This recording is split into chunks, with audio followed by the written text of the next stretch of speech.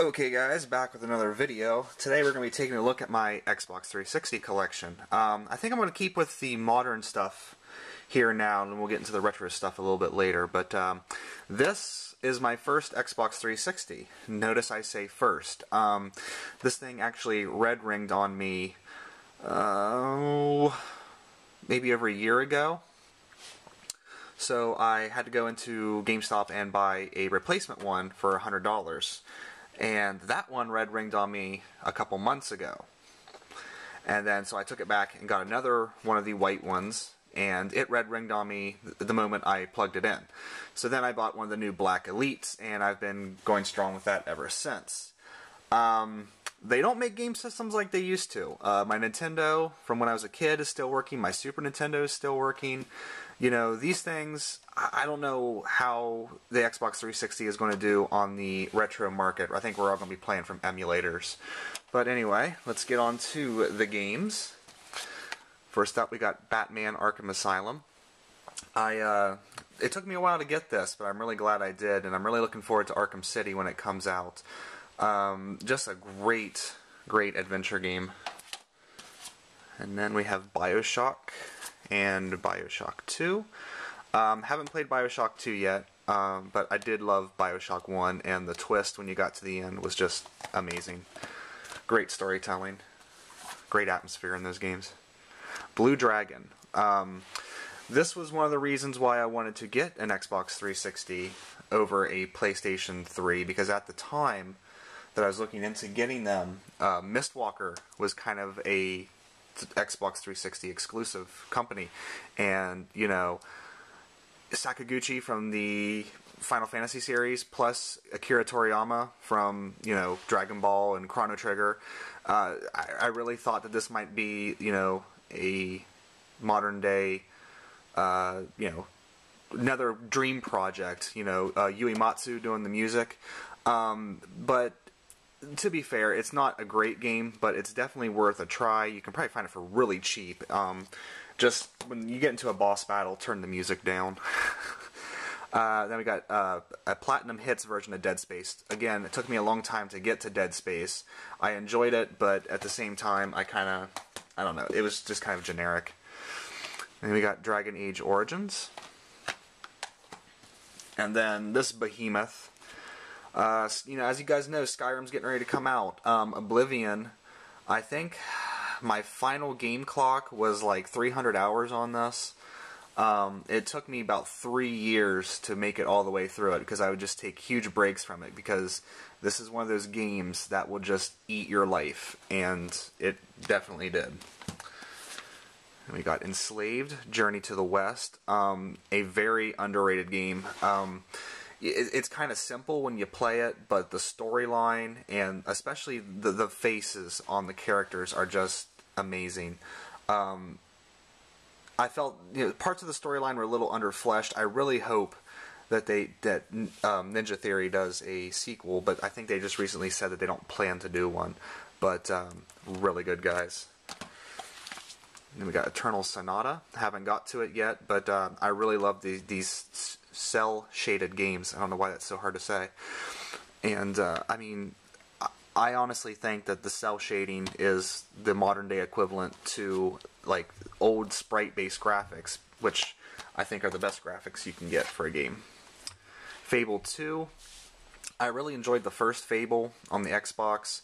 However, this one, I don't know. I think I'm done with the Fable series. I mean, it's kind of the same, and I kind of get sick of, I don't know. I can't put my finger on it. I enjoyed playing it, but at the same time, I think I'm kind of done with it, Fable. Then we have the Fallout games, which the Fallout New Vegas, I do have the big box set, but for my shelf space purposes, I keep them just the games. So Fallout 3, I love to pieces. I am just a huge, like, dystopian, post-apocalyptic person. For some reason, I just think that aesthetic is just beautiful, like the ruined buildings and stuff. It's weird, but I love it.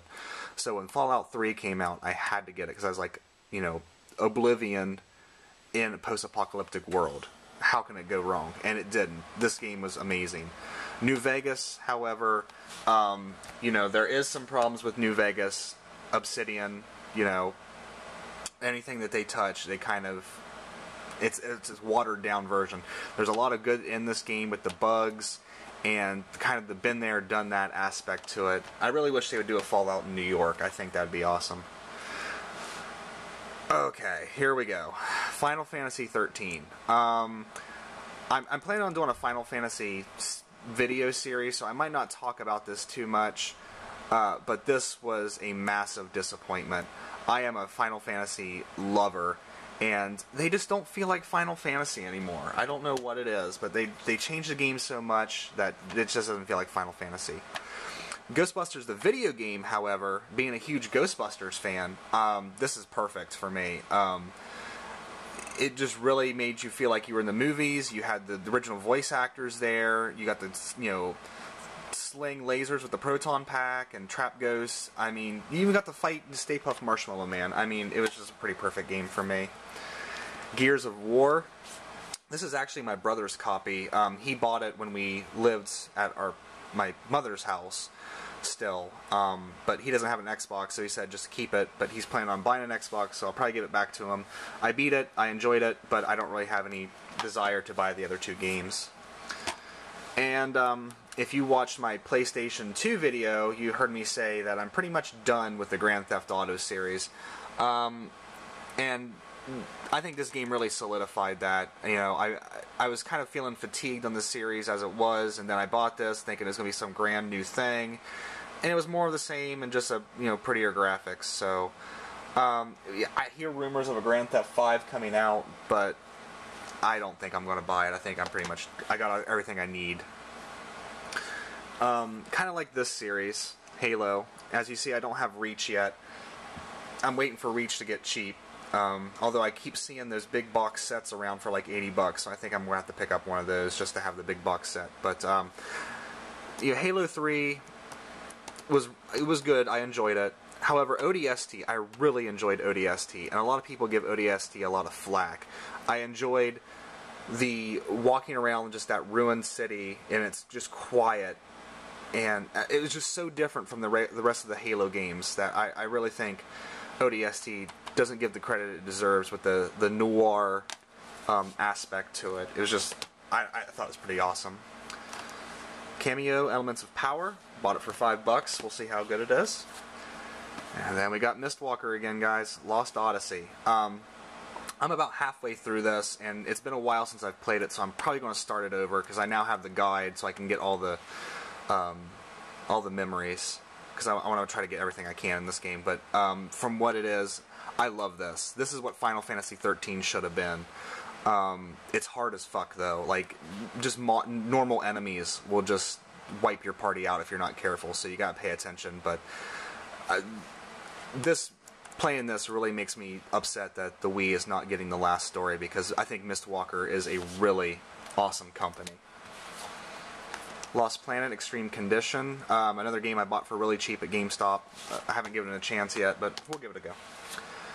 Majin and the Forsaken Kingdom, another sort of underrated game that, you know, got lost in the shuffle. And then here's probably my favorite 360 games, I think. Yeah.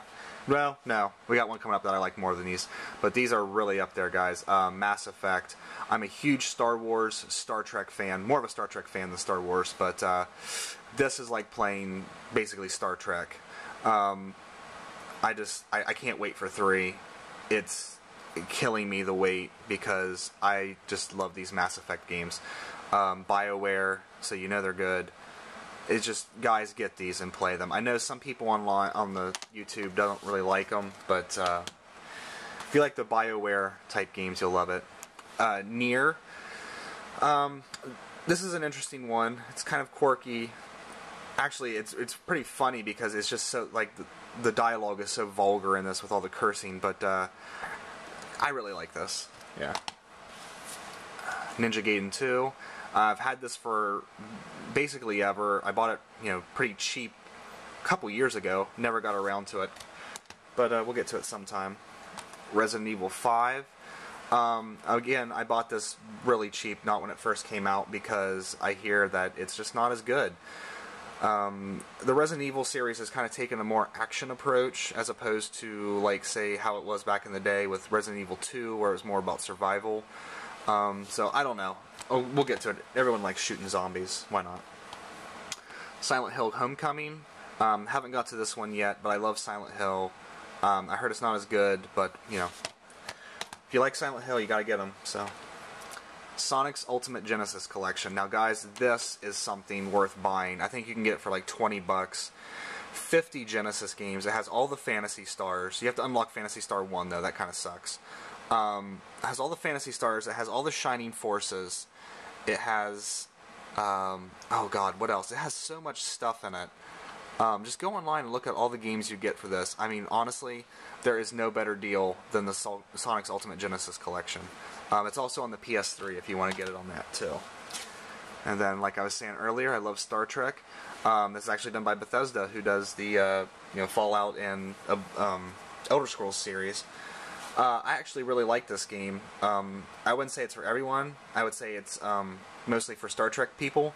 But, you know, this is probably one of the best Star Trek games that have been out in a long time. You just kind of fly around with the ships. You can do death battles with the ships. I'm a big ship lover of the Star Trek series, so it was right up my alley. Force Unleashed. I thought this was good. You know, if I was to give numbers of things, I'd say it was a 7 out of 10. There was just some control, you know, weird things with the controls. The graphics will sometimes hiccup and do things. I think I remember it freezing on me at one point in time. But, again, the faces are... like the facial not recognition, but the animation on the faces is really good. Although they walk incredibly weird, like they're chicken-legged or something.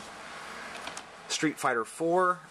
As you see, it's not Super Street Fighter or Arcade Edition. It's just the straight Street Fighter 4 because I bought it.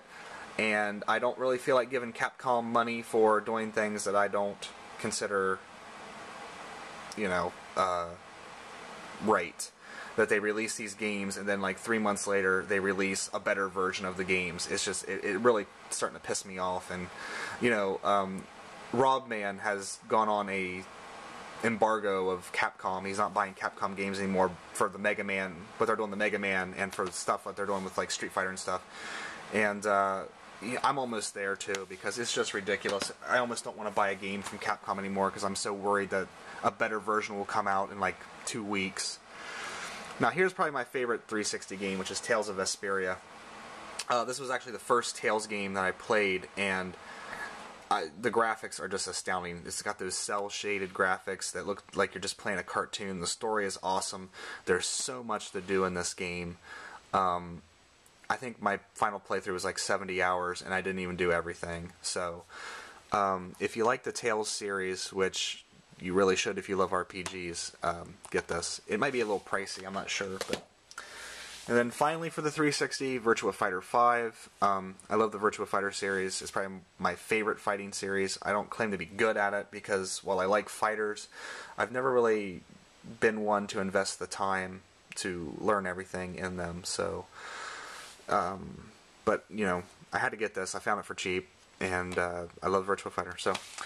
that is the 360 collection. I think the 360 is a great system, like I said earlier, but, you know, when you poorly design it, you know, and these new systems have so much stuff that they're doing that they're just huge heat sinks. And with the fans being poorly designed as they were, this thing was doomed from the start. I have a friend who actually went through 7 Xboxes, so... I don't know what's going to happen down the road when these things become, I guess, collectible and retro. But we'll probably all be playing on high-powered emulators. So I think that's it for this one. So I'll see you guys next time.